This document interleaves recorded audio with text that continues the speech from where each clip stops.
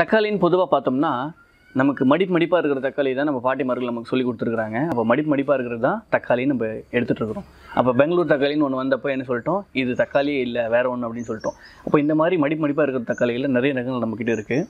அதில் பார்த்துக்கலாம். இப்போ இது வந்து பார்த்திங்கன்னா பீஃப் ஸ்டிக், ஒரு பெரிய ரகம். Purple calabash, red ruffled tomato, Costoluto Genovese, Costoluto Fiorentino, pink காசி, ரொம்ப அழகான பேரழகி லைபீரியா தக்காளி. இப்போ இந்த மாதிரி நிறைய ரகங்கள் இருக்குது. அடிப்படையில் இது ஒவ்வொன்றுமே ஒரு சுவை கொடுக்கக்கூடியது. அந்த சுவைக்கு ஏற்ற மாதிரி ஒரு மருத்துவ குணம் இருக்குது. அப்போ இது எல்லாமே ஒவ்வொரு விஷயத்துக்கு நம்ம பயன்படுத்தலாம். என்னென்னா சமையல் முறையில் நீங்கள் சட்னியாக பயன்படுத்துறதுக்கு ஒன்று இருக்குது, நீங்கள் சாம்பாரில் போடணுன்னா ஒன்று இருக்குது, புளிக்குழம்பு வைக்கணுன்னா ஒன்று இருக்குது. அந்த மாதிரி இங்கே இருக்கிற தக்காளியில் இருக்கிற பன்மை இதை சுவைக்க ஆரம்பிச்சிட்டிங்கன்னா இந்த மரபின் சுவைன்னு உங்களுக்கு தெரிஞ்சிடும். அப்போ நீங்கள் எல்லாருமே சுவையாக சாப்பிட ஆரம்பிச்சிருவீங்க. இந்த சுவை உங்களுக்கு ஆரோக்கியத்தை கொடுத்துக்க ஆரம்பிச்சிடும்.